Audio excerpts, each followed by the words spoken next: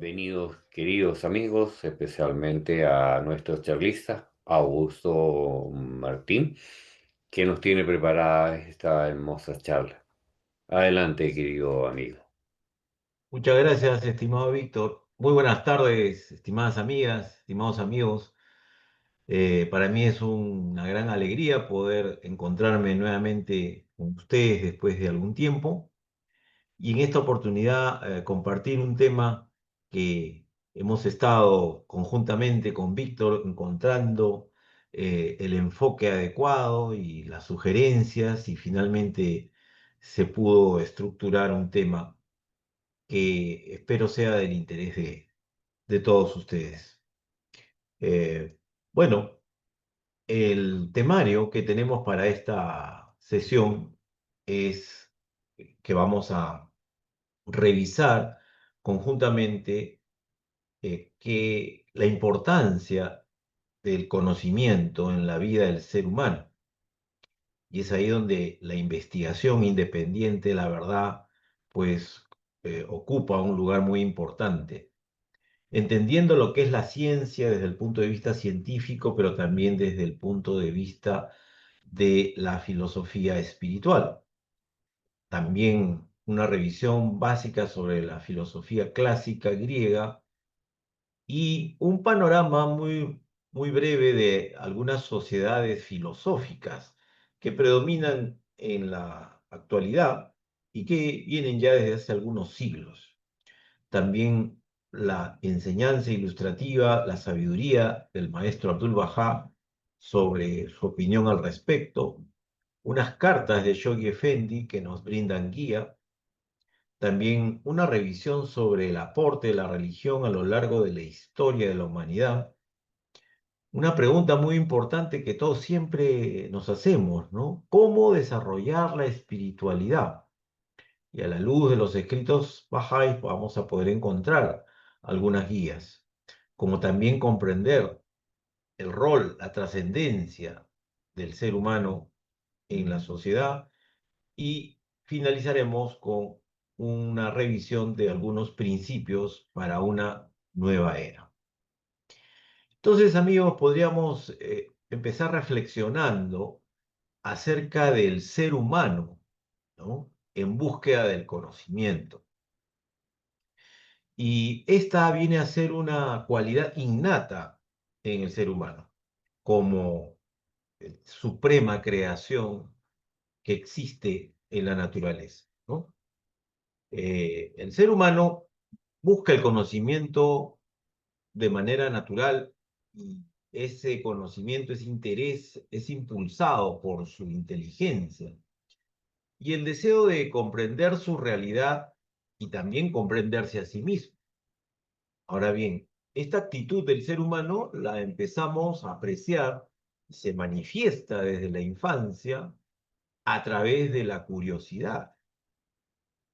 Esta búsqueda del conocimiento es muy importante para su desarrollo, porque le permite al ser humano resolver problemas, desarrollar el pensamiento crítico, mejorar su calidad de vida, entender el mundo que lo rodea y poder lograr también la felicidad para sí mismo y para su entorno.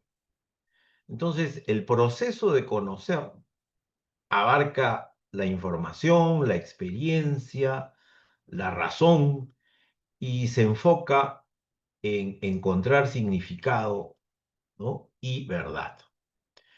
Y dentro de esa investigación, lógicamente, es que surge y diríamos el ser humano encuentra dos grandes campos de sabiduría, de progreso y bienestar del ser humano, la ciencia y la religión.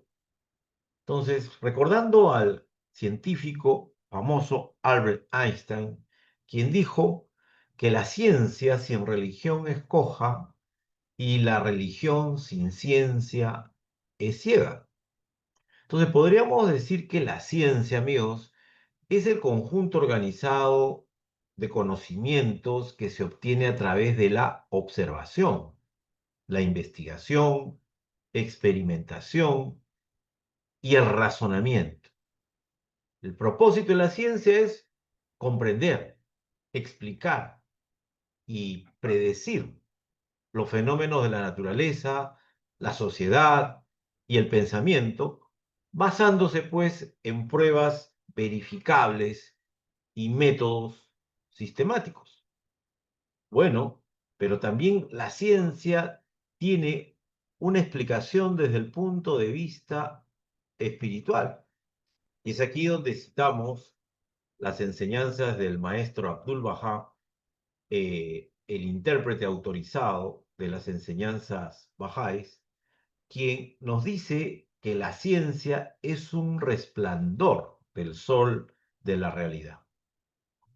Es el poder de investigación y descubrimiento de las verdades del universo, los medios por los cuales el hombre encuentra el camino hacia Dios. La ciencia, nos dice el maestro, es la primera emanación o efluvio de Dios hacia el hombre.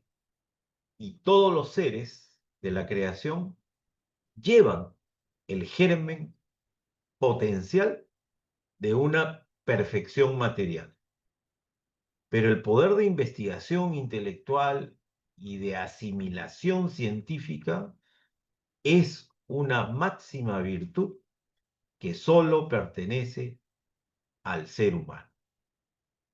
Bueno, y agregando aquí algún enfoque también de índole filosófico, citamos al reconocido sacerdote jesuita y a la vez científico francés Pierre Teilhard de Chardin, quien escribió: no somos seres humanos en una travesía espiritual, somos seres espirituales en una travesía humana. Muy bien, entonces ahora revisemos un poco lo que es la filosofía, ¿no?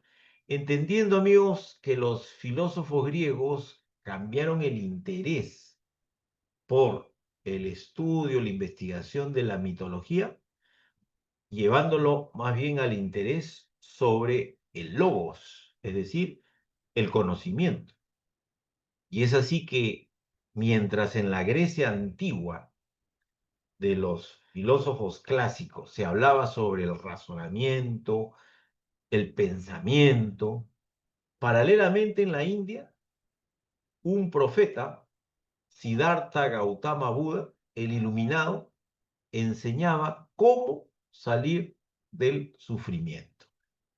Entonces, podríamos definir, ¿no?, que la filosofía es el amor por la sabiduría. Y la filosofía nace en la antigua Grecia cuando los pensadores empezaron a preguntarse acerca de las causas y el sentido de las cosas, en lugar de aceptar, pues, explicaciones míticas. Por lo tanto, la filosofía es reflexionar con la razón sobre lo que somos, lo que sabemos y cómo debemos vivir. También la filosofía nos ayuda a hacernos preguntas profundas. ¿Qué es la verdad? ¿Qué es justo? ¿Qué puedo conocer? ¿Qué sentido tiene la vida? ¿No? Entonces, de esas preguntas surgen una serie de reflexiones y también podríamos citar que el filósofo Sócrates, padre de la filosofía occidental, nos enseñó que el secreto de la felicidad no se encuentra en la búsqueda de más cosas materiales, ¿no?, sino más bien en el desarrollo de la capacidad de disfrutar de poseer menos, ¿no? Y justamente el impacto de Sócrates llega a ser tan importante que luego las metodologías contemporáneas de coaching citan a muchos de los escritos de este filósofo griego, ¿no? Dentro de las áreas de la filosofía, amigos, tenemos la metafísica, que es el estudio de la realidad. La ética, que es una rama de la filosofía que estudia la moral, la integridad, el buen comportamiento del ser humano, diferenciando lo bueno de lo malo. La epistemología, que estudia el conocimiento, la lógica, el razonamiento. Y la estética, que estudia la belleza y el arte. Bueno, por lo tanto diríamos que la filosofía nos enseña a pensar críticamente, a poder cuestionar lo obvio y a buscar respuestas razonadas para poder comprender el mundo y comprender también a nosotros mismos, ¿no? En síntesis, la filosofía, amigos, es el arte de pensar y preguntar para acercarnos a la verdad y a poder vivir con una mayor sabiduría.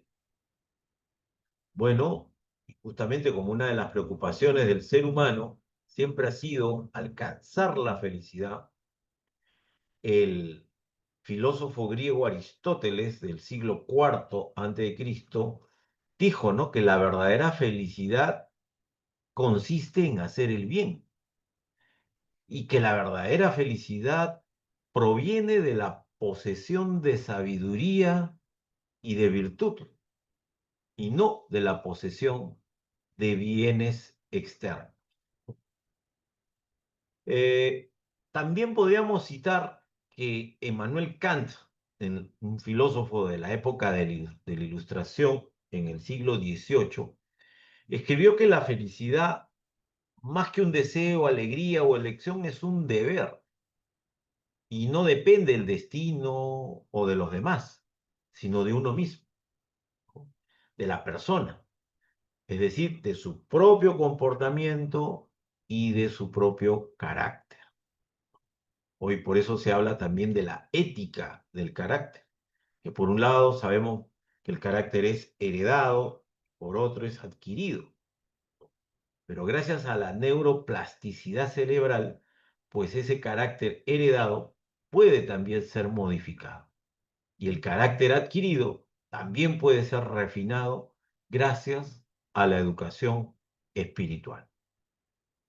Ahora hagamos una revisión acerca de las sociedades y logias filosóficas que hasta hoy en día, con diferentes denominaciones, buscan alcanzar la verdad, alcanzar el conocimiento, mejorar, entender al mundo, ¿no? Y citemos a la Sociedad Teosófica, ¿no? La Sociedad Teosófica es una organización que se creó en el año 1875 en Nueva York con el propósito de investigar y de difundir enseñanzas espirituales, filosóficas, pero también esotéricas, ¿no? El oscurantismo y lo oculto.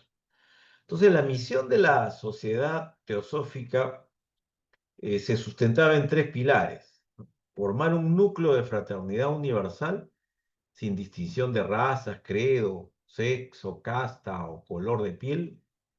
Segundo, fomentar el estudio comparativo de las religiones, de las filosofías, de las ciencias diversas.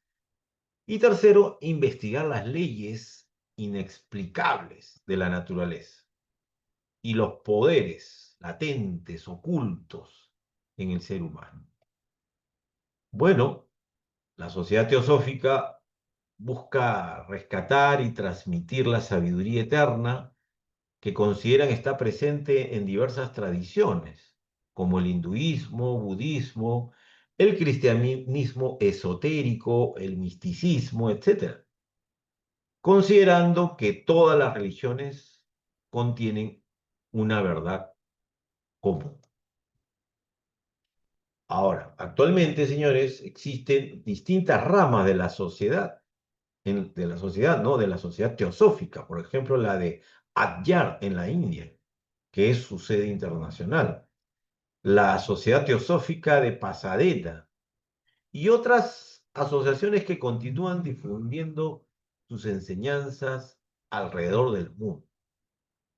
Bueno, ¿y por qué citaron a la Sociedad Teosófica? Porque justamente el maestro Abdul Baha, en su gran visita a Occidente en los años 1911 y 12, fue invitado a dar múltiples conferencias en Occidente en distintas instituciones académicas, sociedades, iglesias de distintas confesiones, entre otros. Pero el maestro le dio una amable atención y aceptó la invitación a visitar y dirigir unas palabras en la Sociedad Teosófica. Entonces, Abdul Baha, como sabemos, es el hijo de Bahá'u'lláh, profeta fundador de la fe Bahá'í, y durante su viaje a Occidente de 1911 al 13, fue invitado a exponer en distintas sociedades académicas y espirituales, entre ellas los círculos de la Sociedad Teosófica.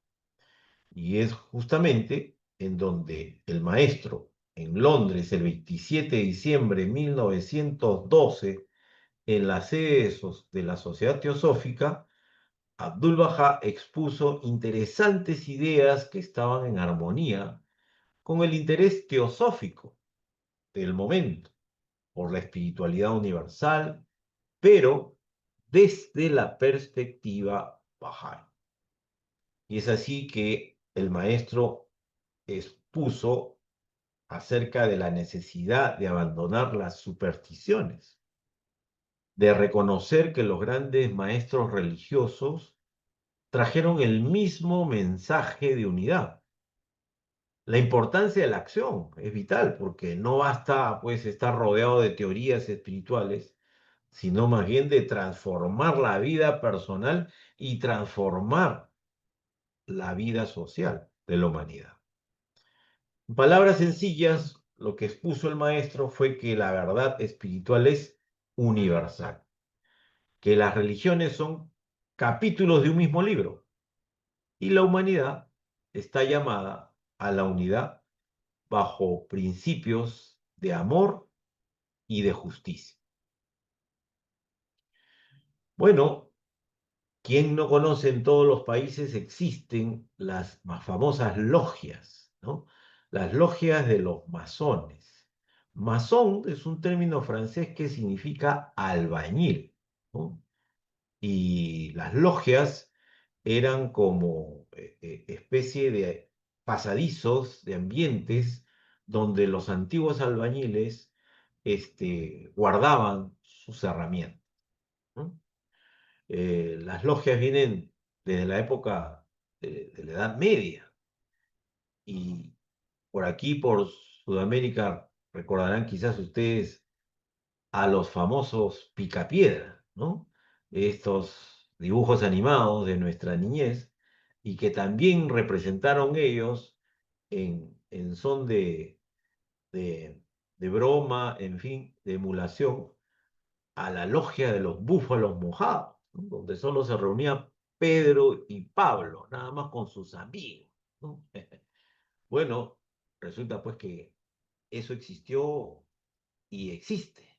Entonces, la masonería es una organización fraternal de carácter filosófico, simbólico y discreto. Hoy día que ya no es tan discreto, ¿no? Ahora es más público, por la televisión se hablan de reportajes, documentales, pero antes era un secretismo total, ¿no? Y tenía su motivo.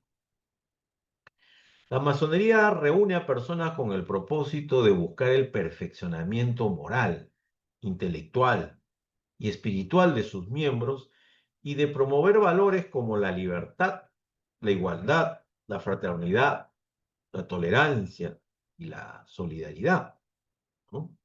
La masonería tiene como ciertos puntos relevantes un origen histórico que provienen ellos de la historia de los gremios de constructores, de las catedrales de Europa medieval, ¿no? Que con el tiempo evolucionaron hacia convertirse en una sociedad de pensamiento. Su estructura organizacional se sustenta, se basa en logias, en agrupaciones locales, donde los miembros se llaman hermanos y trabajan bajo ciertos rituales simbólicos y tienen ciertas maneras particulares de reconocerse, de saludarse, ¿no? Dentro de los símbolos, ellos usan herramientas de construcción, porque vienen de la época, como sabemos, de los constructores albañiles de la Edad Media. La escuadra, el compás, el nivel, la plomada, que son metáforas para el desarrollo humano, ¿no? La escuadra, la rectitud, por ejemplo, la ética refleja. En cuanto a su carácter, no es una religión, aunque eh, considera que sus miembros deben creer en un principio superior, ¿no? En un Dios, con el gran arquitecto del universo, como ellos le denominan. Eso sí, son muy conocidos por su acción social, porque además del crecimiento personal, ellos se preocupan por impulsar obras de beneficencia, educación y servicio comunitario, ¿no?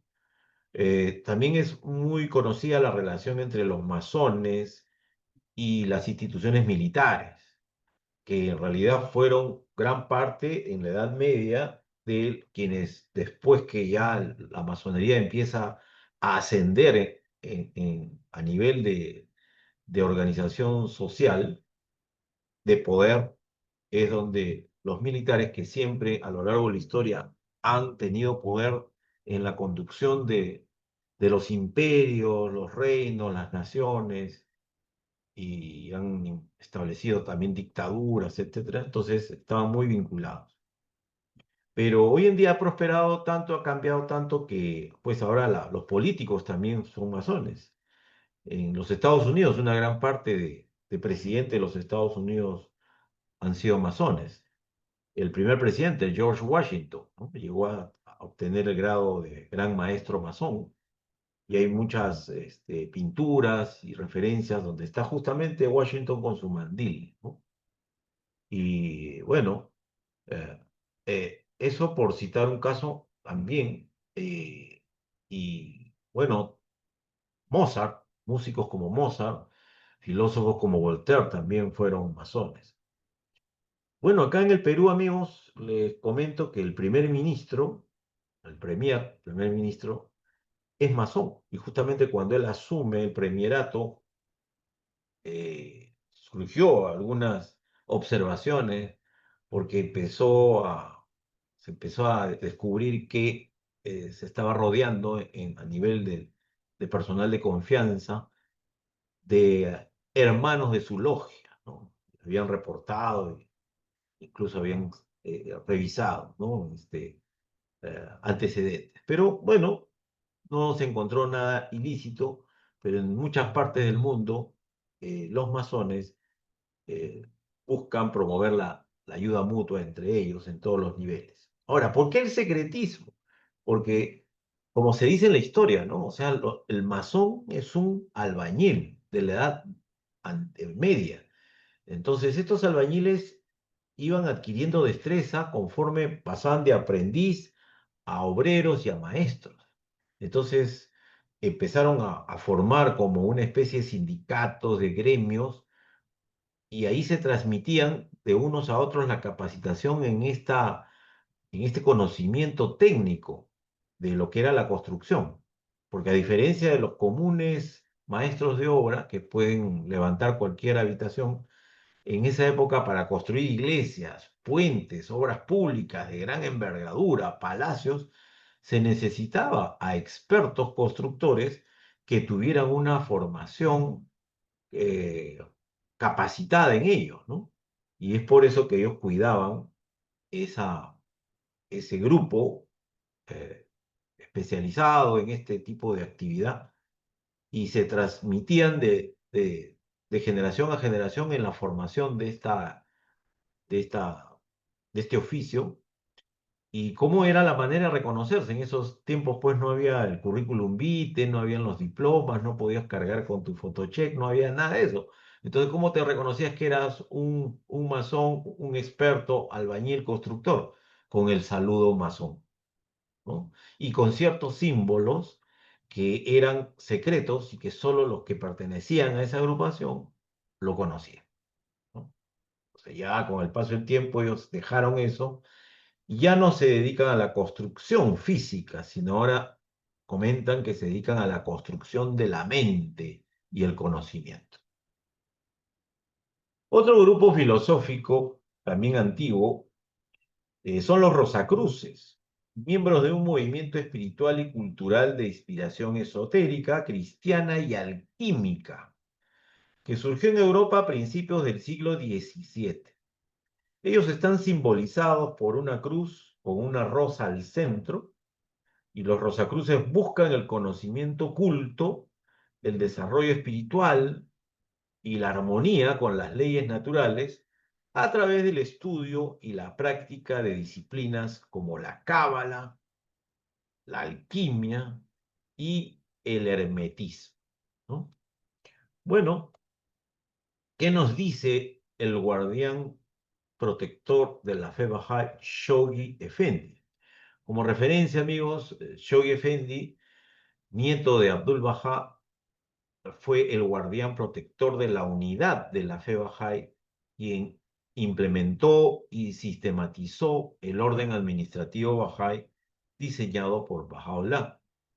Su trabajo durante 36 años culminó en una próspera comunidad global establecida y una sólida estructura administrativa, sentando así las bases para la elección de la Casa Universal de Justicia, institución suprema de la fe Bahá'í, tras su fallecimiento en el año 1957.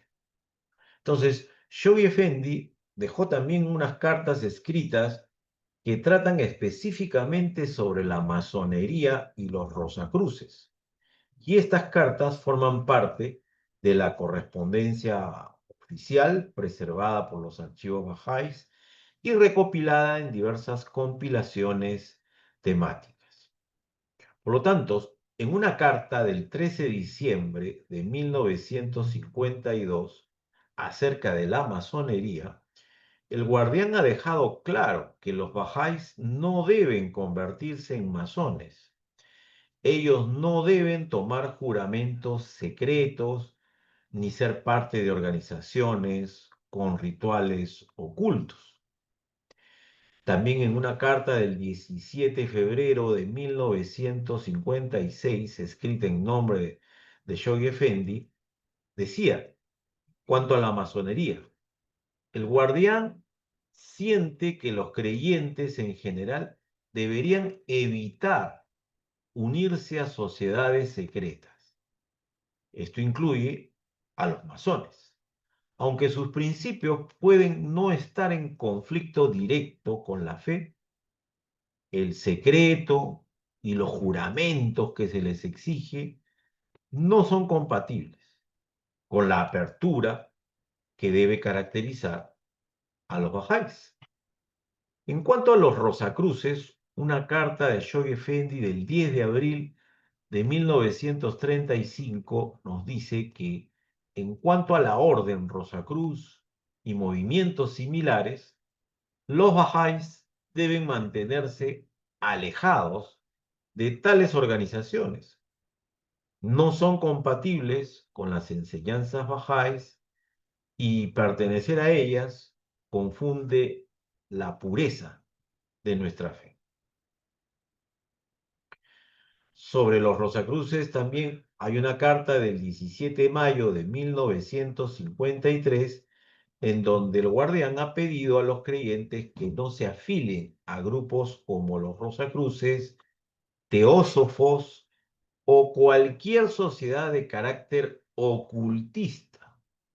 La fe Bahá'í contiene todo lo que ellos buscan y más, pero en una forma pura, clara y universal. Por lo tanto, amigos, en realidad el principio general que nos explica el guardián para ambos casos, con una posterior carta del 15 de junio del año 1950, es que el guardián considera que no es sabio que los bajáis se afilien a sociedades secretas o esotéricas, ya que la fe bajá'í debe distinguirse claramente de tales movimientos y nuestro mensaje es universal y abierto a todos, sin misterios ni decretos. Esta es una imagen fotográfica de la tumba del amado guardián que se encuentra en Inglaterra. Lo último, en conclusión, el guardián de la fe Bahá'í, Shoy Effendi, desaconsejó tajantemente que los bajáis se afilian a masones, rosacruces u organizaciones similares porque implican juramentos o secretos. Segundo, confunden la identidad bajá'í. Y tercero, son innecesarias, ya que la fe bajá'í contiene la verdad espiritual que los buscadores anhelan. Entonces ahora llegamos, amigos, a un panorama sobre las religiones mundiales. Entonces, vemos aquí al recordado anterior Papa Francisco reunido pues con diferentes líderes de distintas creencias religiosas. Desde en realidad que se inició el, el ministerio o periodo del Papa Juan Pablo II, desde el año 1985, el proceso de unidad de las religiones, de integración en distintos países, de consejos interreligiosos que unidos por la creencia en un solo Dios y por un mensaje de paz y de amor, realmente está estableciendo las bases para cada vez más cerca la implementación del principio de unidad de la religión, ¿no? Y la religión, amigos, sabemos que es el camino que une al ser humano con Dios, con su espiritualidad y con lo trascendente. La religión es la búsqueda de sentido a la vida, la manera de encontrar esperanza, paz interior y desarrollar virtudes nobles que nos inspiran a ser mejores personas. Sabemos que a través de la religión compartimos fe, compartimos una comunidad y un propósito más grande que nosotros mismos. Por eso, el aporte histórico de la religión es fundamental, ya que la sabiduría divina de los mensajeros de Dios guía al ser humano hacia el desarrollo de su espiritualidad, educando a la persona, potenciando sus virtudes, transformando su ser interior y convirtiéndolo, pues, en una fuente de armonía, servicio y felicidad, que influya con nobles cualidades a la sociedad. Y en el panorama general de las religiones mundiales, podríamos decir que el sol es uno solo para la Tierra, pero el sol va saliendo en diferentes días de la semana: lunes, martes, miércoles, jueves, viernes, sábado y domingo. Es el mismo sol. Lo único que cambia es la denominación de los días de la semana.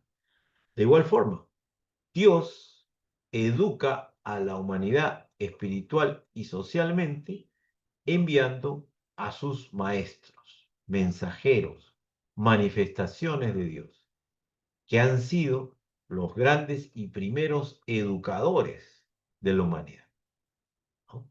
Es decir, siempre el ser humano necesita la guía de otro ser, de otra persona, de un educador. Desde niños necesitamos que nos eduquen, primero en el hogar y después ya será en la escuela, que nos enseñen a leer, a escribir, que nos ayuden a desarrollar nuestras inteligencias múltiples. Y así vamos ingresando a una escuela, ¿no?, de educación primaria, secundaria, luego estudios superiores, luego se siguen estudios de posgrado, de doctorado, es decir, la educación nunca va a cesar. Lo mismo es en cuanto a la educación espiritual. El conocimiento se divide en dos grandes ramas, el conocimiento científico y el conocimiento espiritual. Entonces, es así que tenemos que en la India, en el año 3000, aparece Krishna, ¿no? Krishna, que incluso su vida ha tenido un final similar a la de Jesucristo, porque también murió crucificado, pero sobre la base de un árbol. Su libro sagrado, sus enseñanzas, el Bhagavad Gita, el canto celestial, encierran una serie de guías, enseñanzas para el progreso y bienestar de la humanidad, pero siempre dejando una promesa, ¿no? Que Krishna volverá en un siguiente periodo. Todos anunciaron que van a volver, que serán el espíritu de la verdad, pero no quiere decir que es la misma persona físicamente igual, sino es que viene un sucesor. Es como el profesor de geometría del cuarto de secundaria. Pues los alumnos no hubiéramos aprendido geometría si es que no hubiera sido por el profesor de álgebra del segundo de secundaria.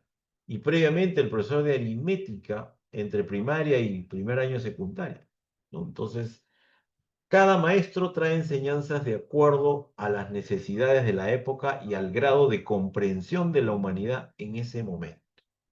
Abraham, el altamente, o mejor dicho, el padre de muchedumbre de gente, ¿no? Abraham, que vivió 175 años y que de su simiente provienen muchos de los profetas y religiones. Nació en Ur, Mesopotamia, ¿no? Moisés, el sacado de las aguas, que además de profeta fue legislador, eh, con su libro sagrado, el Torá. Zoroastro, Zoroastro en Persia, Zaratustra, que enseñó tres principios muy importantes, ¿no? Es decir, nos enseñó a pensar bien, a hablar bien y a actuar bien, ¿no? Pensamiento, palabra y acción deben tener coherencia, tener nobles pensamientos, nobles palabras y nobles actitudes. Su libro, el Zen Avesta, significa comentario sobre el conocimiento.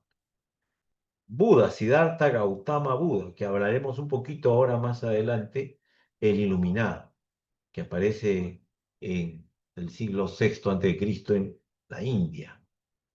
Jesucristo, ¿no? Revelador de los evangelios. Mahoma, Muhammad, el altamente alabado, que reveló el Corán, aquello que debe ser recitado. El Bab, la puerta, en el año 1844, precursor de la fe Bahá'í, y Bahá'u'lláh, la promesa cumplida que fue anunciado por todos los profetas y épocas del pasado, la gloria de Dios. Entonces, a través de su libro de leyes, el Kitab Das, y el libro de la certeza, el Kitab Kan, revelado solo en 2 días y 2 noches, con un infinito océano de sabiduría, es la prueba viviente de que era pues un profeta enviado por Dios, un gran ser iluminado, pero que tenía una misión importante.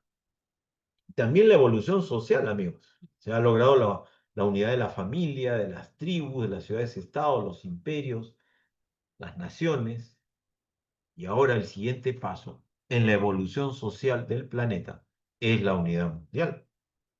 Por tanto, según palabras de Baha'u'lláh, estos espejos santificados, estas auroras de antigua gloria son todos y cada uno los exponentes en la tierra de aquel quien es el astro central del universo, su esencia y propósito último.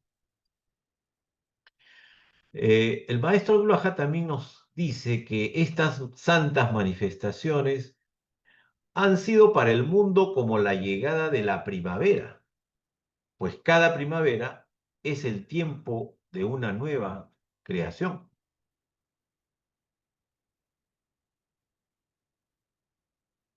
Las religiones divinas fueron fundadas con el propósito de unificar a la humanidad y de establecer la paz universal. Y un aspecto importante, amigos, de la religión es que se constituye en un grupo de soporte social y en una gran familia unida con lazos espirituales muy sólidos. Los creyentes encontramos pues en los templos, en las organizaciones, a personas dispuestas a ayudarnos y a superar momentos difíciles y a escucharnos cuando necesitamos compañía. Y el maestro también enfatiza de que el propósito de la religión es la adquisición de virtudes loables, el mejoramiento de la moral, el desarrollo espiritual de la humanidad, la verdadera vida y las dádivas divinas.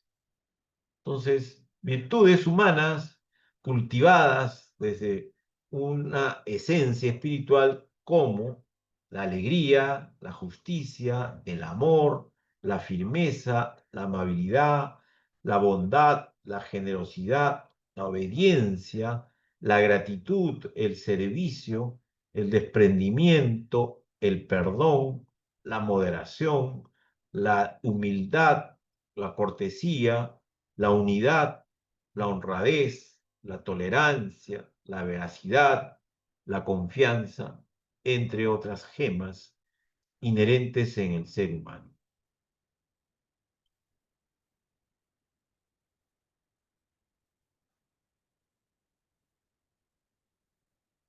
Revisemos algunas referencias históricas sobre la espiritualidad. Y aquí vamos a mencionar una breve historia de Siddhartha Gautama Buda. Esa noche, ¿no? En su libro de las tres canastas del conocimiento se relata, esa noche Siddhartha se sentó debajo del árbol Bodhi, jurando no levantarse hasta que las verdades que buscaba vinieran a él, y meditó hasta que salió el sol al día siguiente. Permaneció allí durante varios días, purificando su mente, viendo toda su vida y vidas anteriores en sus pensamientos. Durante este tiempo tuvo que superar las amenazas de Mara, un demonio malvado que desafió su derecho a convertirse en el Buda. Cuando Mara intentó reclamar el estado iluminado como propio, Siddhartha bajó la mano al suelo y le pidió a la tierra que atestiguara su iluminación, desterrando así a Mara, el demonio. Y pronto una imagen comenzó a formarse en su mente sobre todo lo que ocurrió en el universo. Y Siddhartha finalmente dio la respuesta a las preguntas de sufrimiento que había estado buscando durante tantos años. En ese momento de pura iluminación, Siddhartha Gautama se convirtió en el Buda, el que está despierto.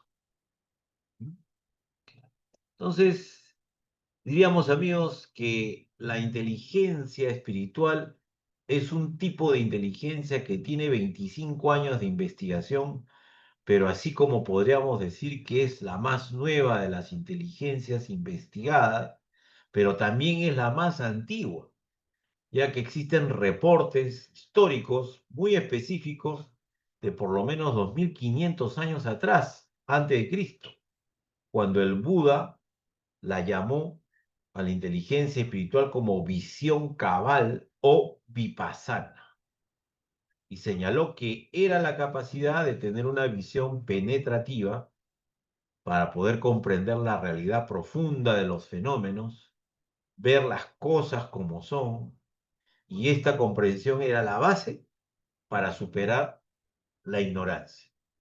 La ignorancia, base del sufrimiento y alcanzar la verdadera felicidad.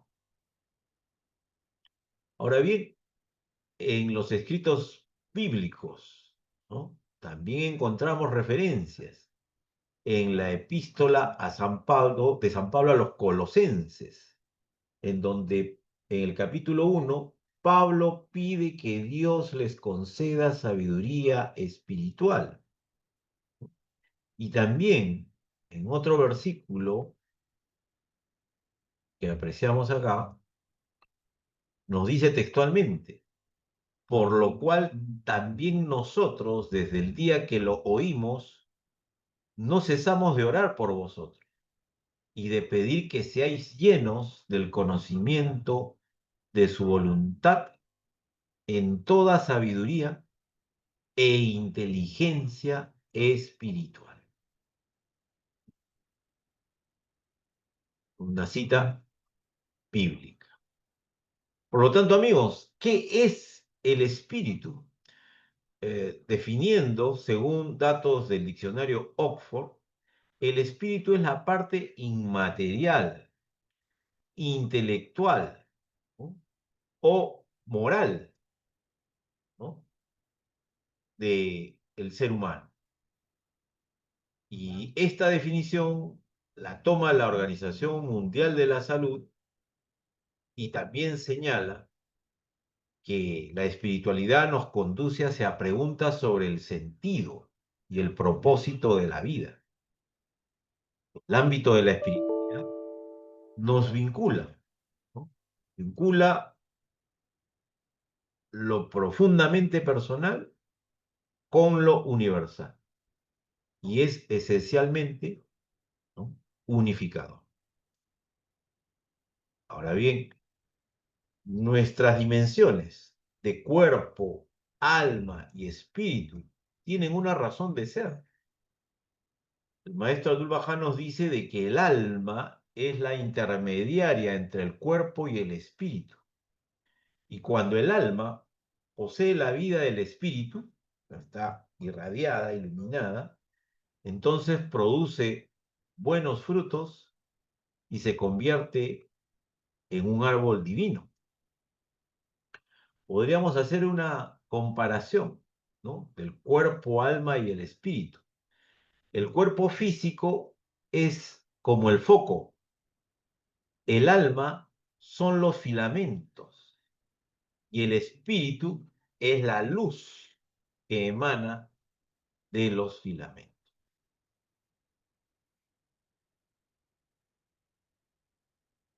También podríamos rescatar otra enseñanza de Abdu'l-Bahá que nos dice que el espíritu es el eje alrededor del cual gira la vida eterna, conduce a la gloria eterna y es la causa de exaltación de la humanidad.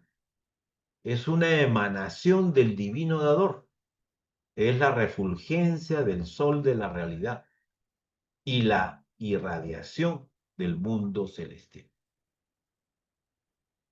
En el ser humano existen dos naturalezas: su naturaleza superior o espiritual y su naturaleza inferior o material. Con una nos acercamos a Dios y con la otra solo vivimos para este mundo. Sin embargo, los signos de estas dos naturalezas se hallan presentes en cada persona.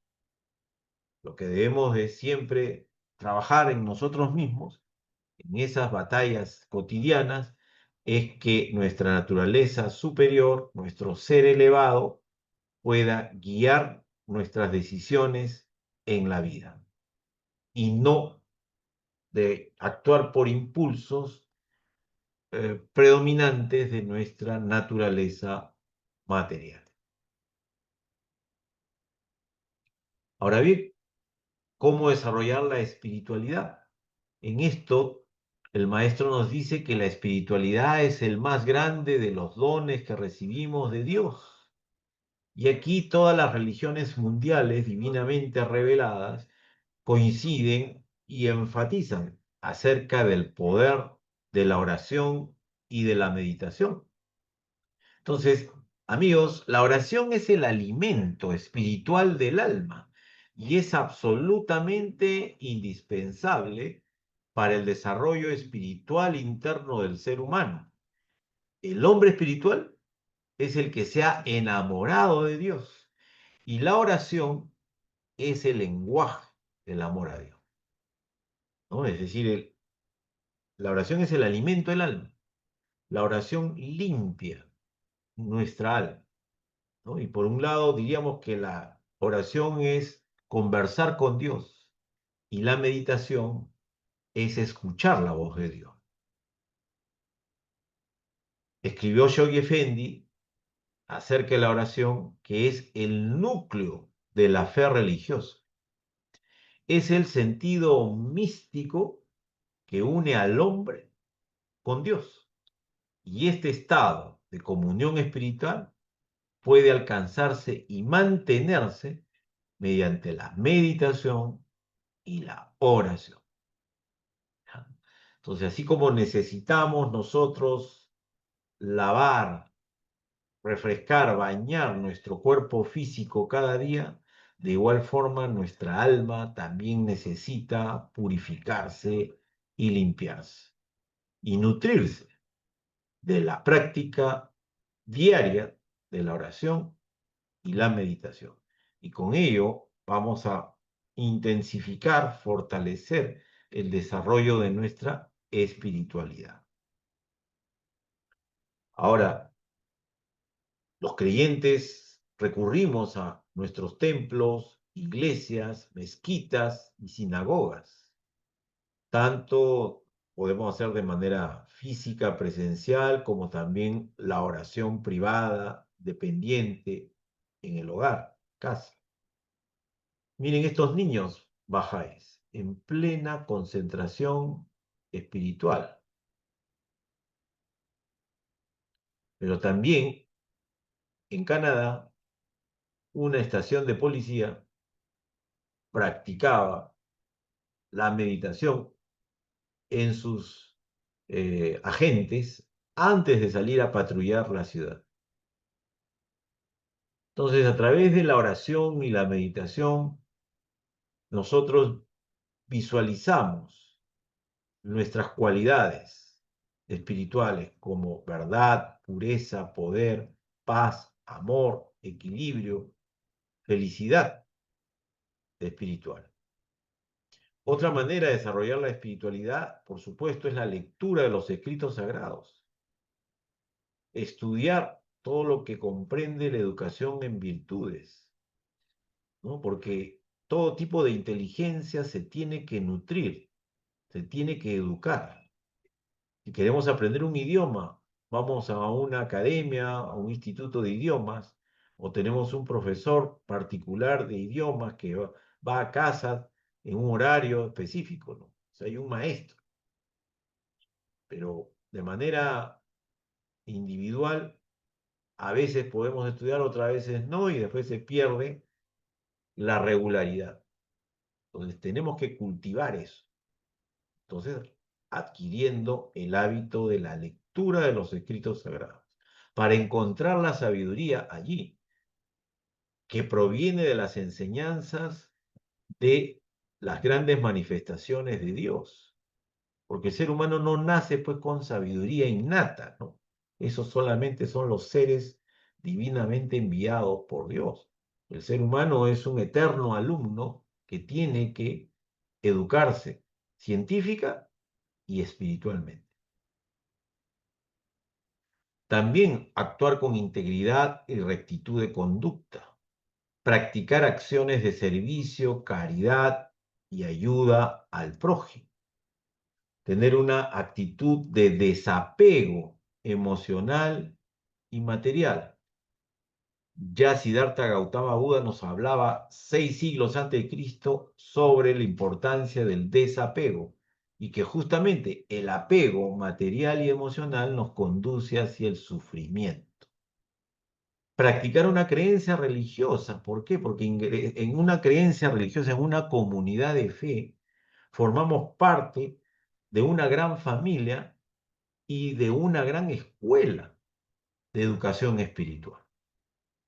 Es a través de las religiones divinamente reveladas por Dios, a través de sus profetas, mensajeros, sus enseñanzas, que el ser humano recibe la educación espiritual. No se recibe esa educación en el colegio, en la universidad, en los hogares siempre y cuando los padres sean creyentes, pero aún así no es suficiente. El ser humano necesita recibir la educación divinamente revelada para su progreso y bienestar. Pero no debe quedar allí en un conocimiento individual, en nuestras 4 paredes. No, hay que salir y compartirlo. Hay que compartir estas gemas, este conocimiento espiritual para hacer que más personas sean felices y comprendan el verdadero propósito de la vida del ser humano, que es conocer, ¿no? Y alabar a Dios. Conocer y acercarnos a Dios. Y eso solo es posible a través de su santa manifestación. Y tener una vida con una visión de trascendencia, tras ascender, dejar un legado, ir más allá. Y esa trascendencia en esta época nos debe conducir hacia la unidad de las razas, hacia la unidad de las naciones, hacia la unidad de las religiones.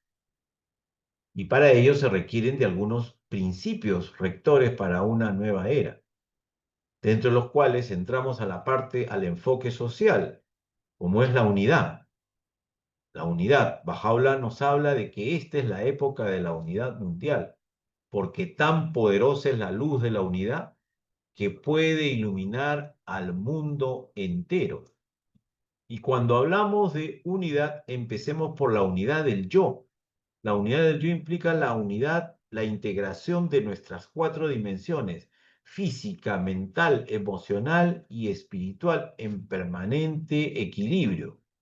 Teniendo ese equilibrio y desarrollo de nuestras dimensiones material y espiritual, vamos a poder influenciar en la unidad de la familia, en la unidad del equipo de trabajo, en la unidad de la comunidad a la que pertenecemos, en la unidad de la organización, en la unidad de la sociedad.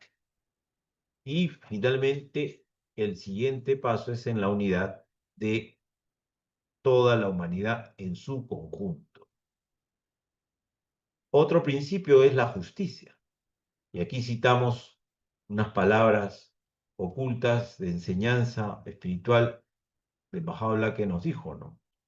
Oh hijo del espíritu, lo más amado de todo ante mi vista, es la justicia. No te apartes de ella si me deseas, y no la descuides para que pueda confiar en ti. Con su ayuda verás con tus propios ojos, y no con los ojos de otro. Y conocerás con tu propio conocimiento, y no mediante el conocimiento de tu prójimo. Reflexiona en tu corazón cómo te corresponde ser. En verdad, la justicia es mi don para ti y el signo de mi amorosa bondad. Tenla, pues, ante tus ojos. Bahá'u'lláh.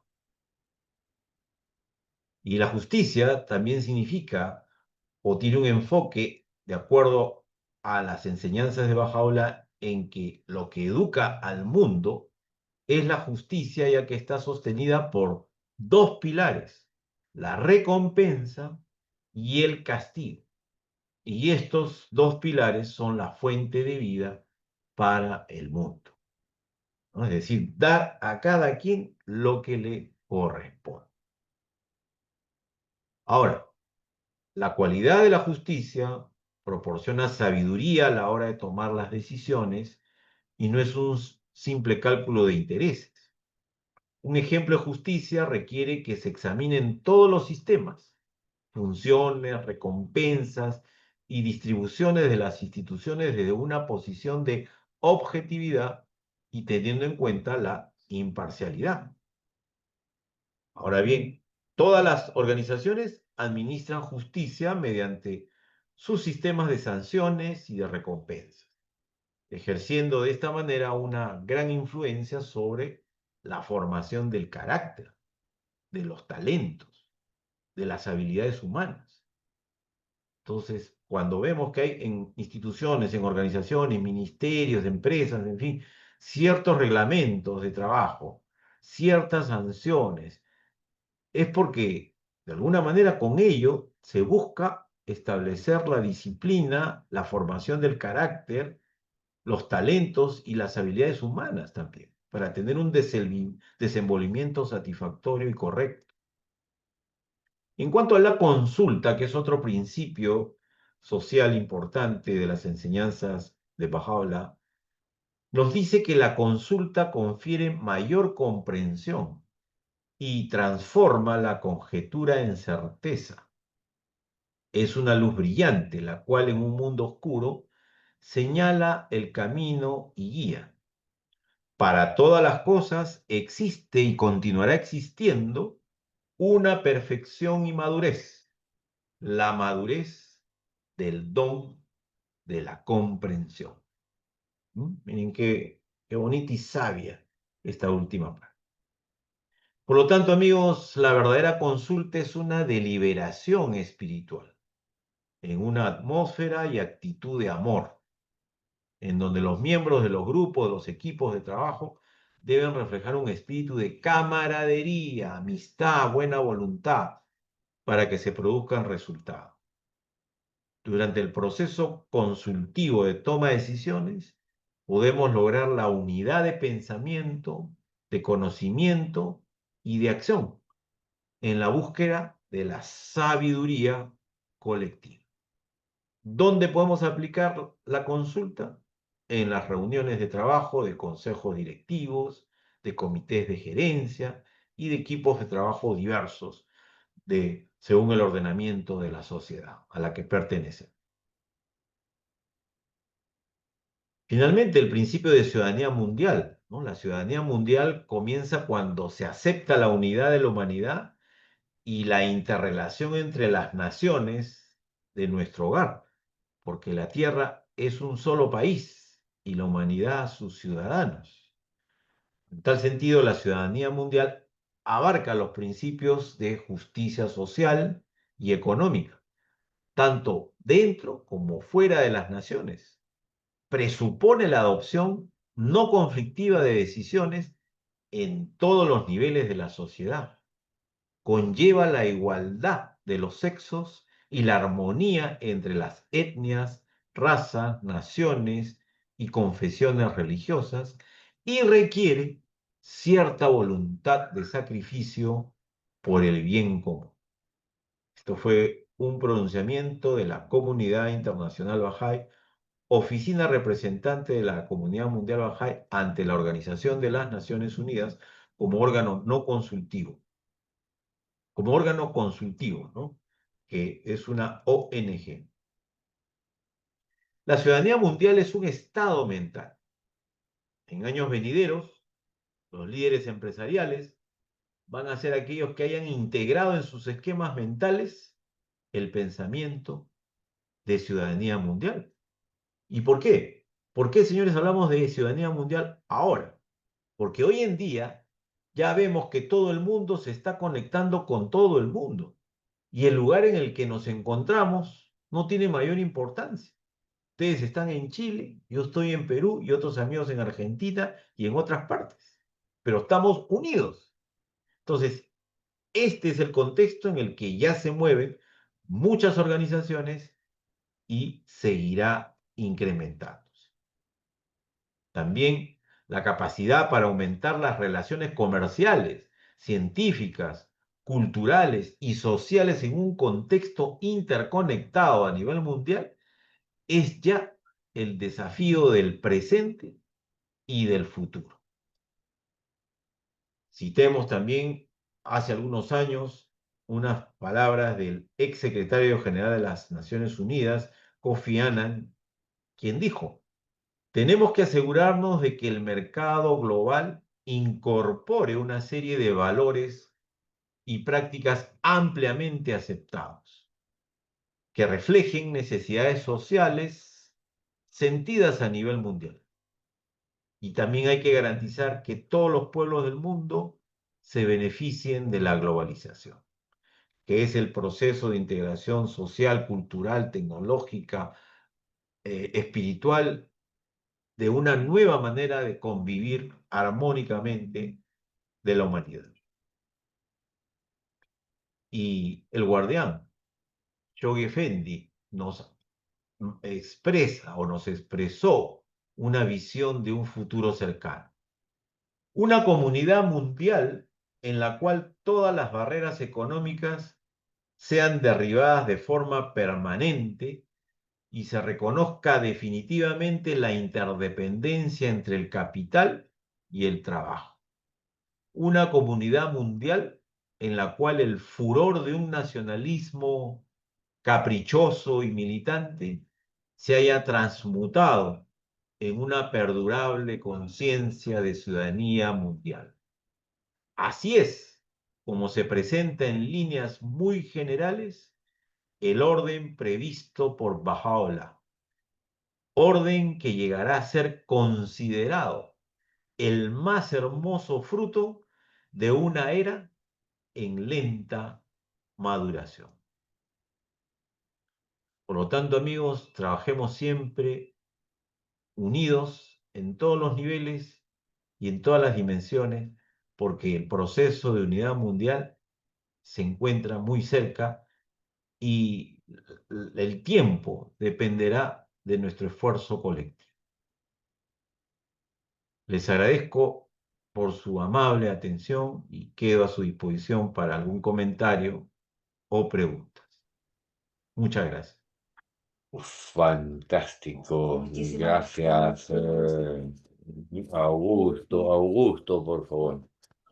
Mi, Una forma muy, muy sencilla de poder conectar. Bueno, eso es el deseo que yo tenía siempre y lo hago conocedor ahora a los amigos, de poder conectar tanto el pasado con el presente a través de las manifestaciones. Aquí hay una forma muy sencilla de hacerla y me alegro muchísimo y le agradezco a nuestro amigo Augusto. Queridos amigos, entonces, basado en el silencio que ¿hay alguno que quiera compartir alguna idea? una pregunta, una sugerencia o una charla. Ha sido una charla muy, muy bonita. Yo creo que quedamos todos tranquilitos. Como siempre, Como siempre, así es. nos impacta, que nos deja mudos. Quedamos pensativos. Querida Moneré, levantó su Sí, manito. sí, hermosa charla, muchas gracias. Respecto primero que usted habló, señor Martín, sobre asociaciones que son diferentes que lo que usted nombró, ese tres, digamos, elementos. Nosotros los Bahá'í podemos trabajar con ONG. Eso nada que ver con el que usted habló, me olvidé los nombres que usted nombró, los tres. Masones y Rosa Cruz. Sí, Rosa Cruz. sí. Esos tres. Y, por ejemplo, yo tengo amigas que es Bahá'í y está en Rotary Club. Ajá. Y trabajan ahí bastante, es todo caritativa. No sé, yo no creo que solo salvo podemos trabajar, yo creo así, trabajar en ONG, que sea todo para beneficiar a la humanidad, salvo que no tenemos que meter ni política ni partido político, ni que eso que usted nombró. Eso, muchas gracias. Mi duda era que, como una consulta o pregunta. Sí, no hay ninguna restricción en los escritos acerca de colaborar con otras instituciones. El Rotary Club que también hay aquí en el Perú es muy conocido por sus obras sociales. No hay limitaciones. Ahora, por supuesto, es una oportunidad de poder enseñar la fe cuando nos convocan, indicando que también la comunidad mundial Bahá'í está abocada a, al trabajo de desarrollo social y económico y espiritual de la humanidad, ¿no? Eso sí, ahora las restricciones que nos dice el guardián han sido específicamente para los masones, la masonería y para los Rosacruces, ¿no? ¿Por qué? Por su enfoque ocultista, esotérico, y que ya ingresan a una tergiversación a veces y se van a lo simbólico y hasta sus raíces revisando vienen pues en creencias de las épocas de los reyes de Egipto, de Claro. Akenatón, por ejemplo, decían que un primer masón fue el el faraón Akenatón, ¿no? Entonces, bueno, ya. Y hay otras vertientes. Lo que sí es evidente es que todas estas agrupaciones tienen diferentes ramificaciones, como subdivisiones, lo cual en la fe Bahá'í no existe porque nos caracteriza la unidad, ¿no? La unidad como fe, la unidad como organización, pero no es que alguien interpreta una parte y de ahí forma su otra logia, como puede ocurrir, ¿no? Entonces ahí sí ya se tergiversa. Pero después por actividades de índole social, no, no hay inconveniente, ¿no? Gracias. Y otra cosa que, por ejemplo, un amigo nuestro que falleció también trabajó para Rotary, les enseñó la consulta. La verdad es una herramienta tan hermosa que tenemos nosotros los Bahá'í, lo enseñó cómo tienen que consultar, sin que herir uno a otro, sin que diga mi palabra vale tuyo, más que tuyo, todo eso. Eso también fue un aporte muy importante que la Ya, gente reconoce eso. Gracias. a usted. Querida Juanita, A mí, sinceramente, todas esas cosas yo las conocía chiquita, los Rosacruces, lo- los masones, y a mí siempre me daba miedo, porque por eso mismo, que es una cosa como oculta, yo lo veía como una cosa mala, y no me atrevía ni siquiera a pasar por la puerta, yo no pasaba ni siquiera por la puerta donde estaban, donde ellos se reunían, y las personas que se reunían, que eran masones, yo le tenía miedo. Entonces, por eso la ventaja que tenemos nosotros los Bahá'í, que somos que nosotros, todo, la investigación de la verdad. Y yo me alegro muchísimo ahora que ya mi corazón se abrió y puedo yo ver las cosas tal como son, que no son como no se la imaginaba ni como la gente la decía. Por los masones, uno lo veía como gente como decían antiguamente los padres de uno, que eran cosas de diablo, y uno le tenía miedo. Por yo me alegro muchísimo. Y la ventaja que tenemos también es, como dijo Muniré, que uno le puede enseñar la consulta, le puede hablar de la fe y le puede enseñar, y ellos eso mismo hacen. Y uno puede verlo sin ningún miedo para uno poderle decir al mundo realmente lo que ellos son. Para mí. Gracias.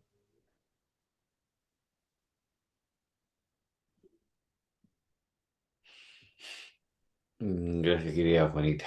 A ver, está con la manito levantada Carlitos Vera y posteriormente Daniel. Ok, Carlito, porfa. gracias, gracias, estimado Augusto, por su presentación.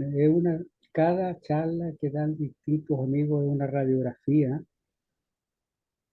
de lo que estamos viviendo y lo que nos ofrece la fe Bahá'í.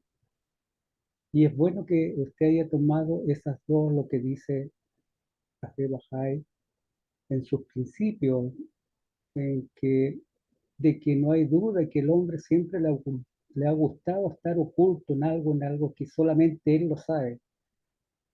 Es como lo que yo sé no lo sabes tú. Entonces, hay instituciones como la que usted nombró que actúan de esa manera. Y muy bien lo dijo la señora Juanita, o sea, ya uno siendo Bahá'í se saca todos esos velos y entra con una transparencia tanto mental como espiritual. Se saca todos esos prejuicios que generan estas instituciones. Y seguramente van así, por algo están, por algo ocurre, por algo, para que nosotros vayamos entendiendo. No es que ellos tengan, es una doctrina humana. Y sabemos que todas las doctrinas humanas son humanas, no son divinas. Y a mí me causa sorpresa cuando la fe Bahá'í dice que con una simpleza que todos lo entendemos, que la oración es la conversación con Dios. Y que esta conversación genera espiritualidad. Y que al generar esta espiritualidad los otorga una inteligencia superior. Entonces, cuando uno ve la oración en la conversación con Dios, genera espiritualidad y genera una inteligencia superior. Entonces, cuando uno ve de que lo está diciendo lo nuestro, ¿qué genera la inteligencia superior? ¿Para qué? ¿Para qué vamos a tener una inteligencia superior? Para entender lo que él escribe. Porque lo que él escribe es tan complejo para el mundo que no es Bahá'í. ¿Cómo vamos a llegar a la unidad si vemos lo que está ocurriendo hoy día en el mundo? Pero en cambio los Bahá'í decimos, sí, hay unidad. ¿En qué tenemos esta herramienta? No son de nosotros, sino que son otorgadas o manifestadas por Dios para el desarrollo de su creación. Entonces uno dice que es tan maravilloso todo esto porque a cada uno les deja lo que tiene en su corazón. Cada una de estas charlas de los distintos amigos de las distintas latitudes del globo entregan gemas que dan luz y también a uno le van desarrollando esa inteligencia superior, lo que genera la espiritualidad. Y nosotros sabemos que hoy día la doncella no está en el Islam o no está en el judaísmo. La doncella hoy día está en la fe Bahá'í. Y los Bahá'í tienen la responsabilidad de dar a conocer el mensaje de Dios hoy día. Qué tremenda tarea, qué tremendo honor para el mundo Bahá'í enseñar todo lo que ha dicho el amigo Martín y lo que han dicho todos los amigos, porque cada uno dice parte de la verdad. Así que nuevamente le agradezco por su presentación, una vez más muy clara de todas las que usted ha realizado. Y también usted se desarrolla porque tiene que investigar todo esto. Y Bahá'u'lláh lo insta a cada amigo Bahá'í investigue. Los insta él a investigar la verdad. Como dijo don Agustín, hoy día lo tenemos todo en la mano.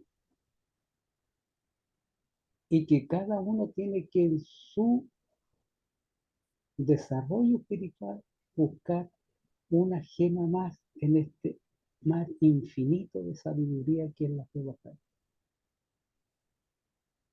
Muchas Gracias. gracias, querido amigo Carlos, muy amable.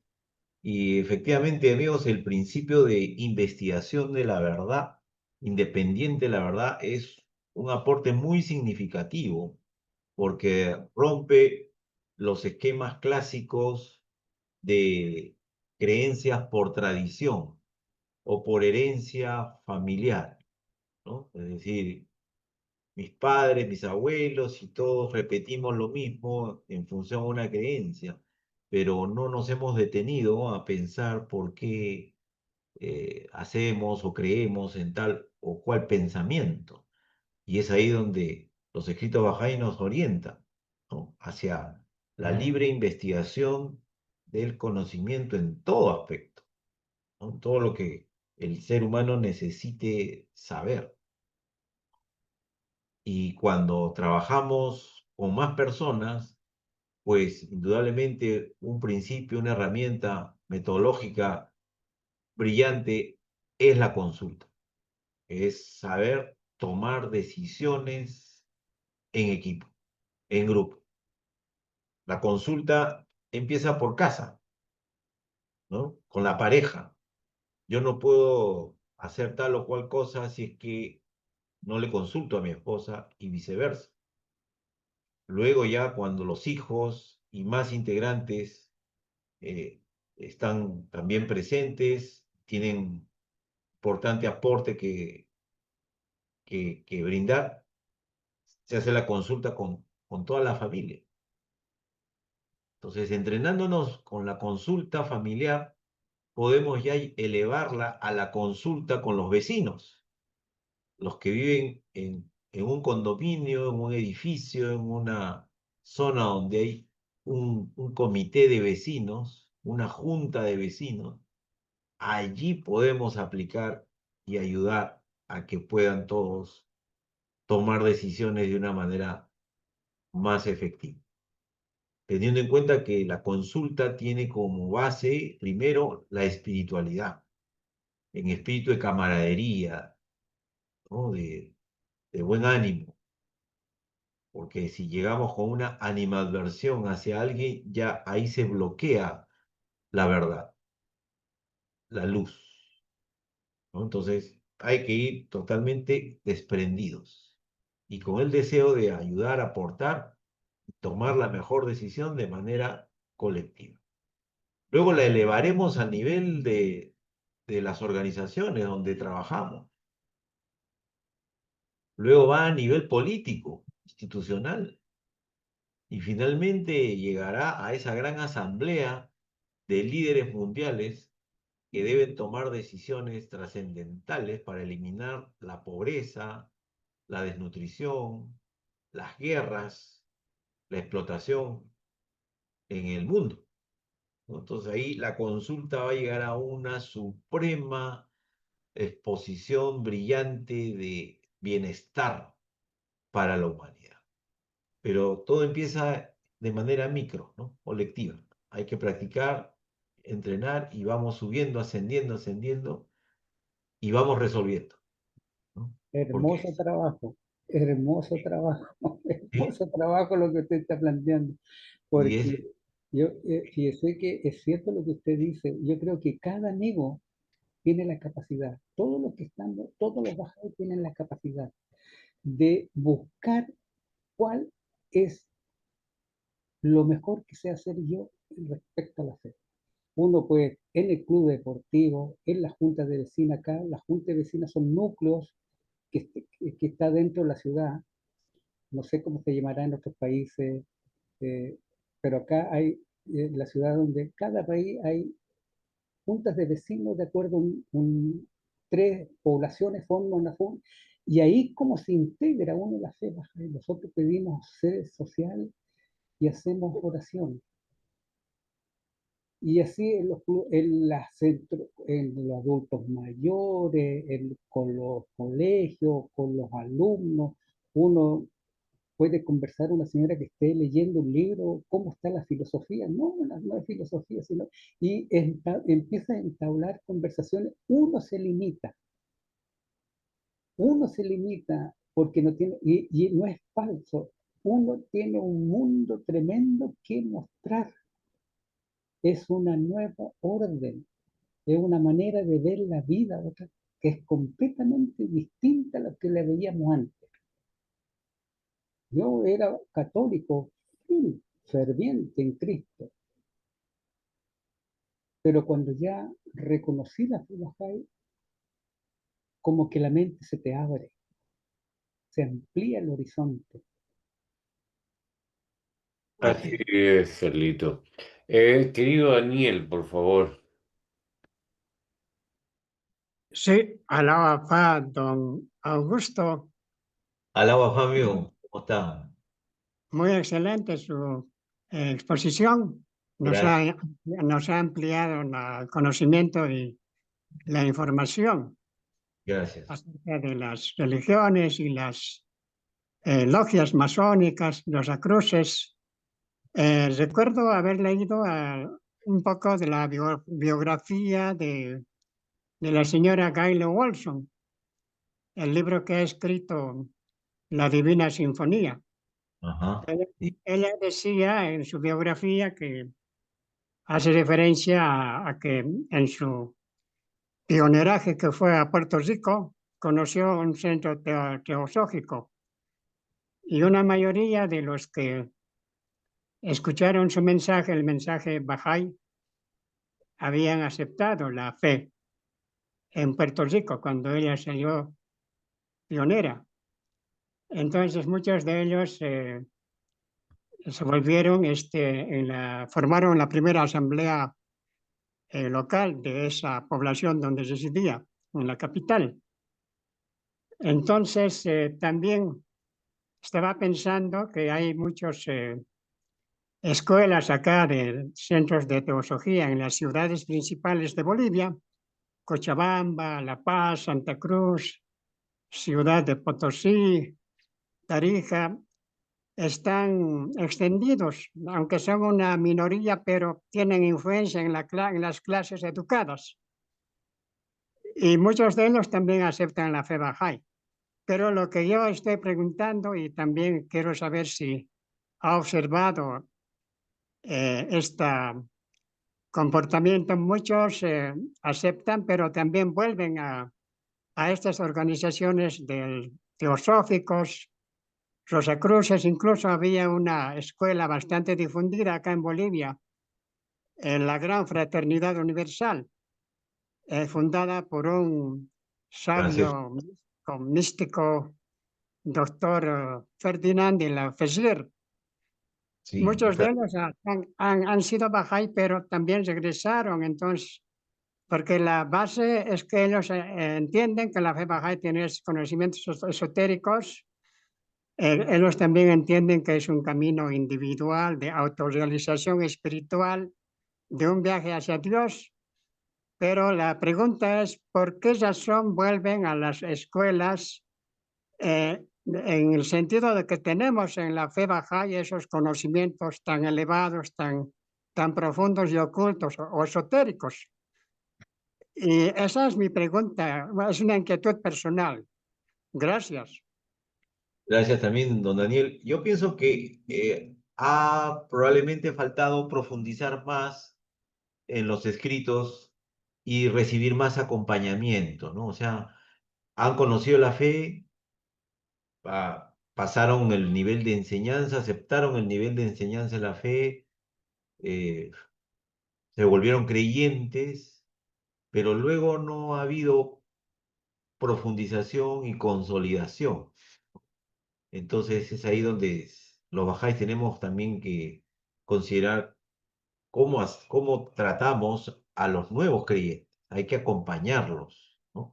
Hay que desarrollar una labor como tipo coach de acompañamiento espiritual para que no se desanime en el camino y que sigamos alimentando su deseo de aprender, porque el conocimiento de las enseñanzas es tan vasto, tan grande y tan preciso, infalible, ¿no? Certero, porque viene de Dios, no viene de ningún ser humano que ha querido formar un grupo porque un día se le ocurrió o tuvo un sueño.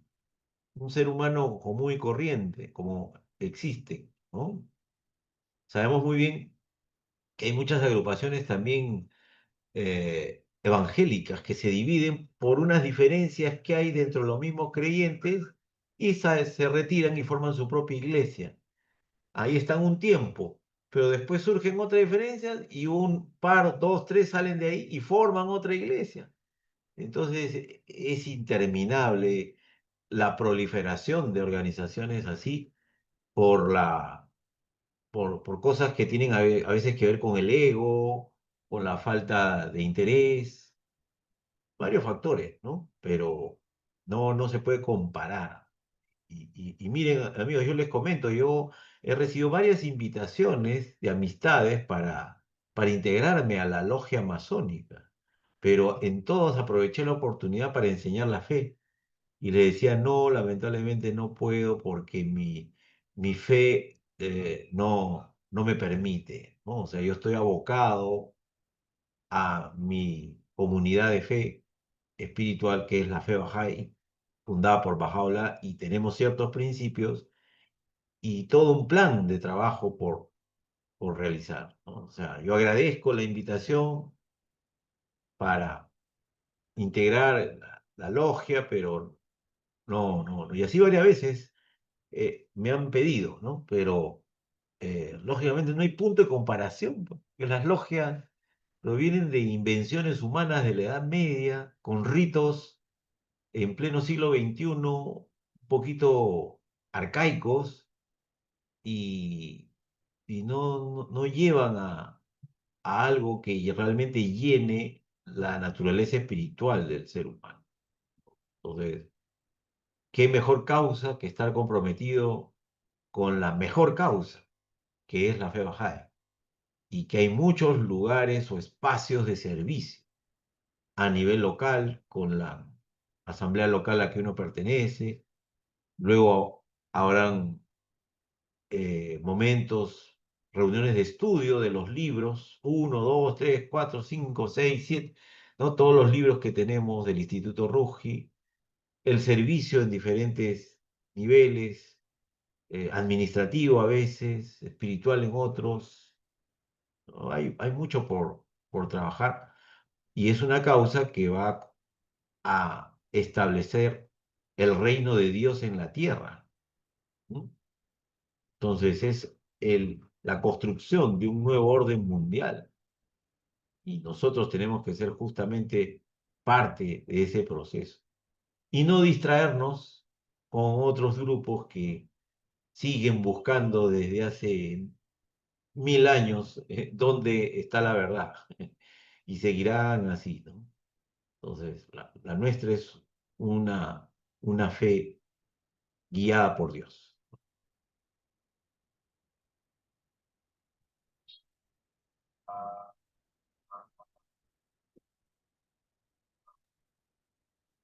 Gracias, queridos amigos. ¿Alguien más quiere hacer una pregunta? Quizás un comentario. Lo que Ah, dice el amigo Martín es tan cierto de que si es su amigo, un amigo Bahá'í que conoce la fe,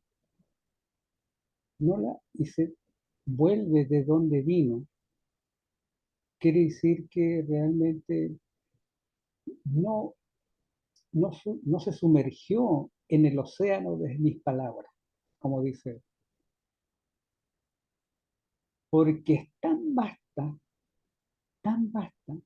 Tomemos en cuenta que Bahá'u'lláh dice que esta fe, este sistema, tendrá 500.000 años.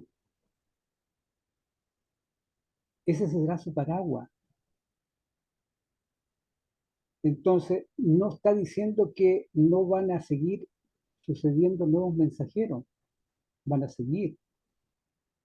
Pero es tan profunda, es tan grande que ahora uno como nunca puede tomar todos los textos divinamente revelados, los que mostró don Agustín, de todas las religiones.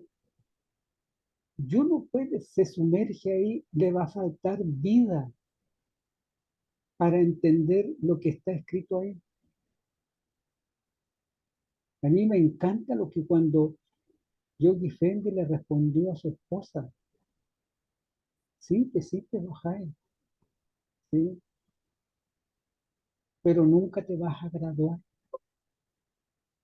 Estaba diciendo de que nunca iba a entender en el tiempo de vida todo lo grandioso que es la fe bahá'í. No tenemos capacidad intelectual de comprender aún todo lo que está escrito.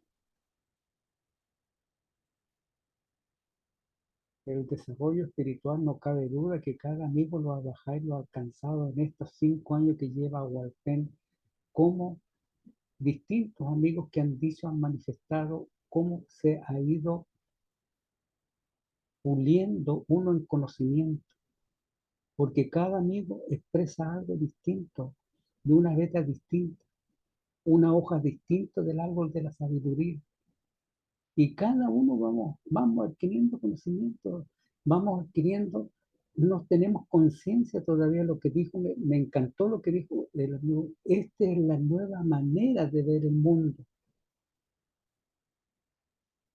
Estamos en todas partes del globo, aquí en América Latina, no sé cuántos habrán, pero todos estamos hablando y todos algo estamos obteniendo. Y esto es una maravilla. Gracias. A ti, Carlito. Yo quiero, amigos, con el permiso de todos, yo quiero hacer participar a Lolita. ¿Saben por qué?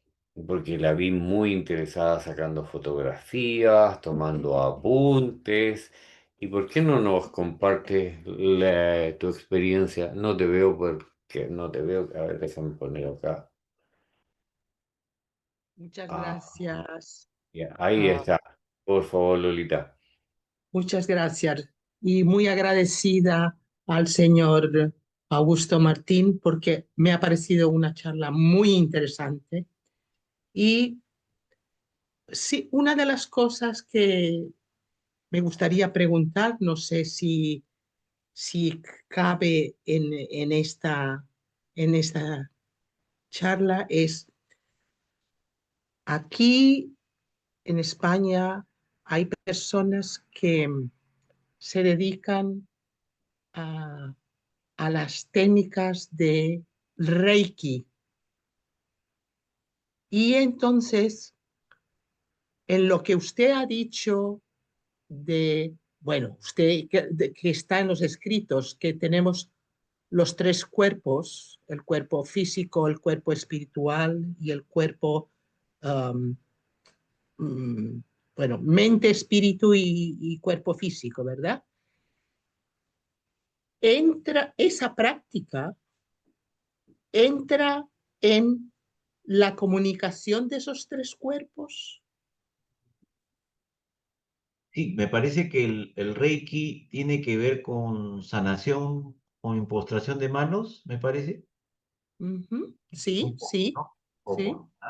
Entonces, ante todo, nosotros somos energía, ¿no? Mm, Y la energía se transforma. Y por la misma vida cotidiana que tenemos de estar rodeados de diversos equipos electrónicos y eléctricos, el cuerpo humano absorbe esas tensiones. Entonces, la parte física, material del ser humano podría recibir algún tipo de terapia que pueda relajar, que pueda liberar esas tensiones acumuladas y la práctica de, del yoga, del reiki, de posturas, de ejercicios que tienen que ver con lo físico y a veces también con lo mental, ¿no? Con lo mental que hoy día tanto está de moda, la meditación trascendental, el mindfulness, entre otros, ¿no? Pero les falta la parte espiritual a esas prácticas de meditación.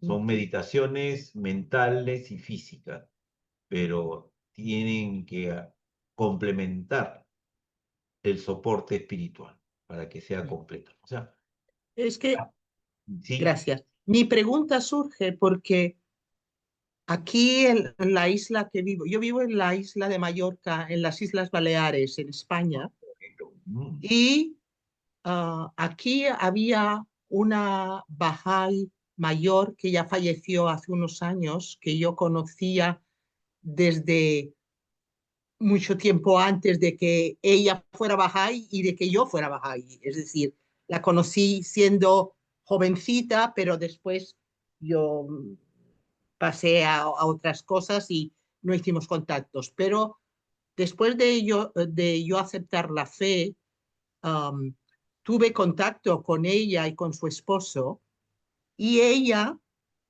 practicaba el Reiki, y una cosa que me llamaba la atención es que en ocasiones, pues cuando había una necesidad de curación y de asistencia, ella decía, sí, dame todos los datos que yo voy a hacer la práctica aún a la distancia. Es decir, sin tener el contacto físico. Y la verdad es que en algunas ocasiones yo comprobé beneficios de esa práctica. Claro que también uno a veces cuando tiene necesidad de alivio, también se presta a cualquiera que le pueda hasta dar un beso o un abrazo, ¿no? Ah, Sí, y sí. entonces a veces yo no sé si también el que te pongas en la disposición de que sí, que vas a recibir algún tipo de ayuda, si ya eso te hace sentirte mejor. Ah, Es. no lo sé.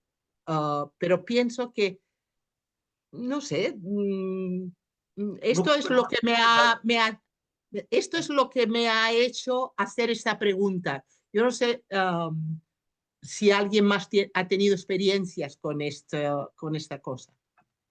pienso que no hace daño, señora Lolita, y es bienvenido cualquier práctica que contribuya a la relajación mental, física, y que unido a las oraciones poderosas bajáis para la curación, la oración, la tabla de la curación, por ejemplo, hecha con mucha fe, con, con mucha devoción y la convicción permanente también contribuye, ¿no? Porque nosotros estamos compuestos por cuerpo, mente, espíritu, y en donde hemos visto, ¿no? La imagen, cuerpo, alma y espíritu. Entonces, cuando el alma del ser humano está irradiada por el espíritu, debidamente cultivado con las enseñanzas y las oraciones de la manifestación de Dios que son sumamente poderosas, el alma y el pensamiento del ser cambia, se transforma,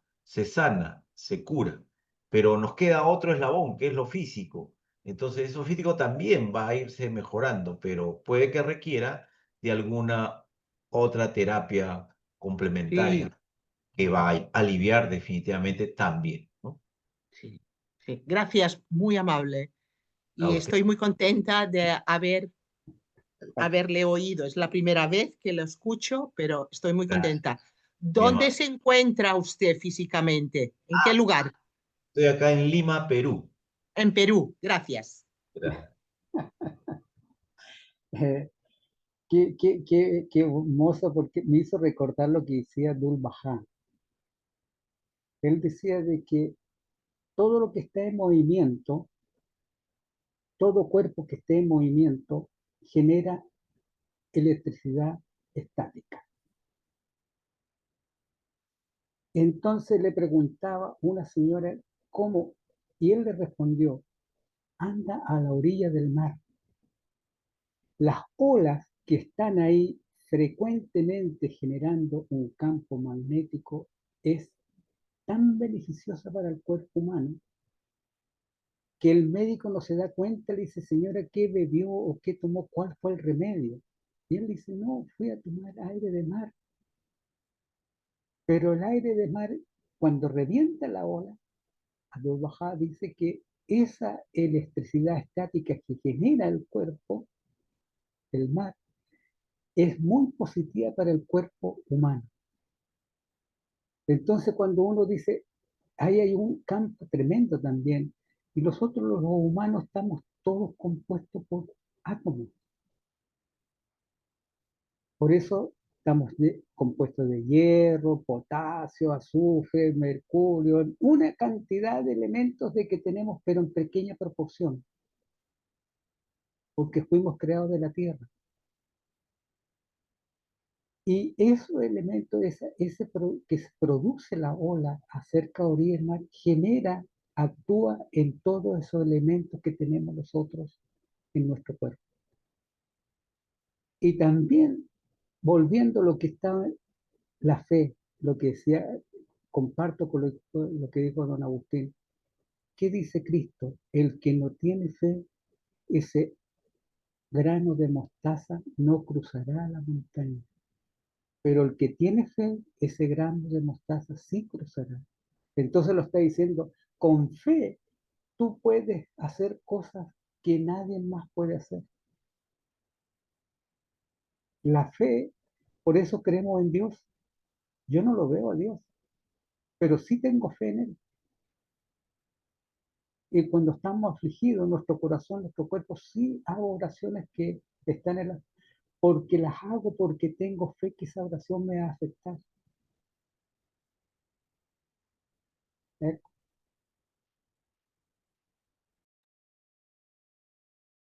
Y esa fe también nos conecta con la esperanza, y la esperanza nos incita a la acción.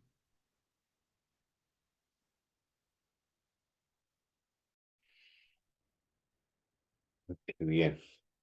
Entonces, a ver, a ver, oh, ya, Yolita.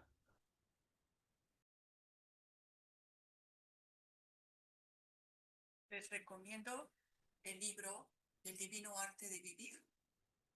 En su capítulo 12 está Perdón, como... ¿puede repetir porque no se ha oído? Al principio no se ha oído.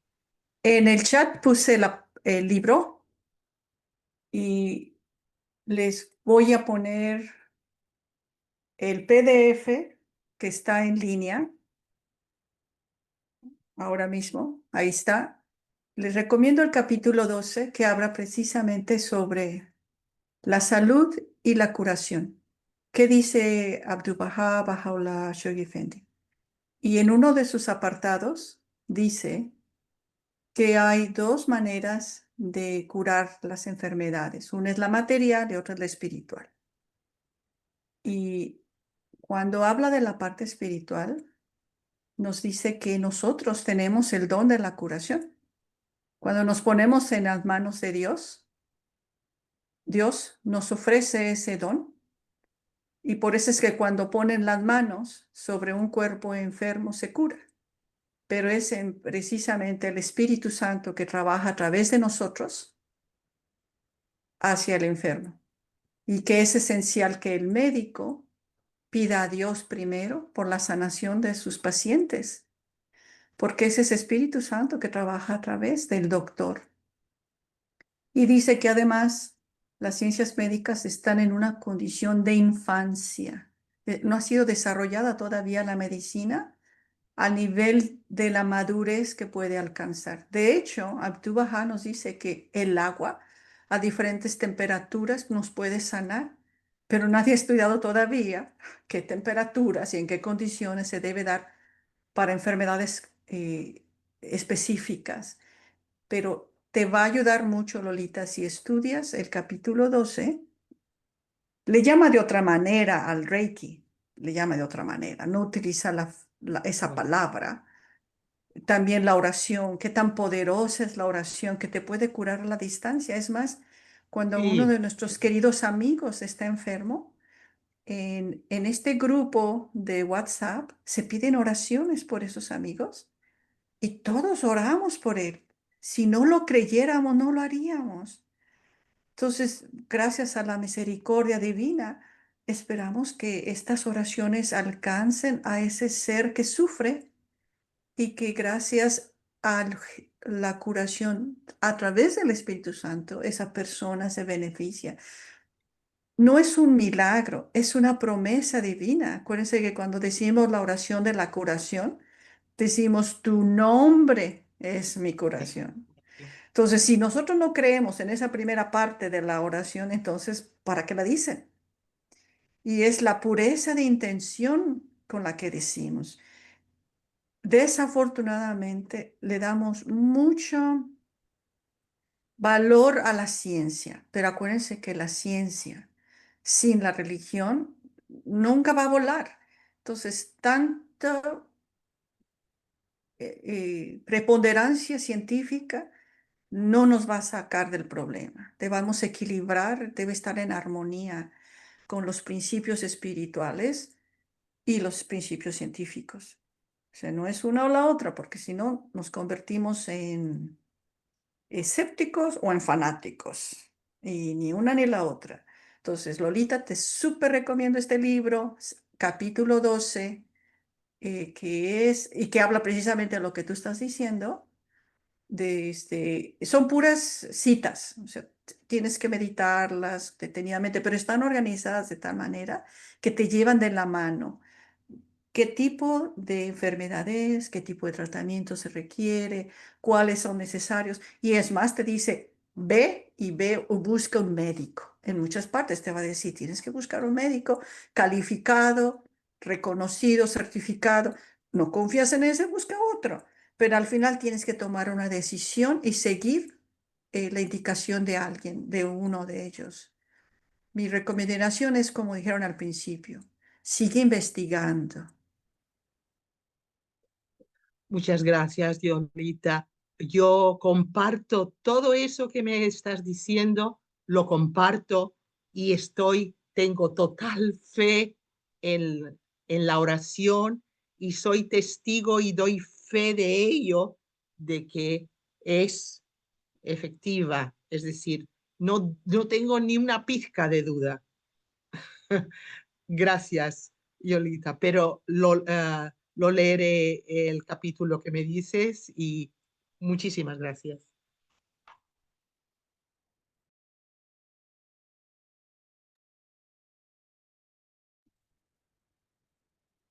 Qué silencio, ¿ah? Quiero agradecer a Yolita, que nos está compartiendo algunos enlaces. Y también he echado de menos a nuestra amiga Estela, que está calladita. Estelita, Gracias, amigo. Es que acá hay un poco mucho ruido porque están también en otro chat y todo. Por eso creo que hoy no voy a hablar porque hay mucho ruido por acá por mi casa hoy. Gracias. Pero realmente está lindísima esta charla. Muchísimas gracias, Augusto, realmente. Gracias a usted, Estela, muy amable. Bueno, amigos, me tengo que despedir con mucha pena. Tengo que continuar con mis labores. Tengo clases dentro de un rato y he estado feliz de estar con ustedes. Ha sido una bonita reunión y espero que nos podamos ver pronto. Muchas gracias, Víctor, por tu amable paciencia. Querida Emma también. El no final. diga eso, amable Lo paciencia. contrario. Artur, ¿eh? Juanita, Digo Juanita. yo lo contrario. Gracias a él Sí, por darnos este tiempo, exacto, exacto. Exactamente. excelente tiempo. Una buena semana. Alaba Fam. Nos vemos. Hola, Valentín. Muchas gracias por la reunión. Muchísimas gracias. Agua para todos. Chao, Muchísimas gracias. Alaba. Gracias.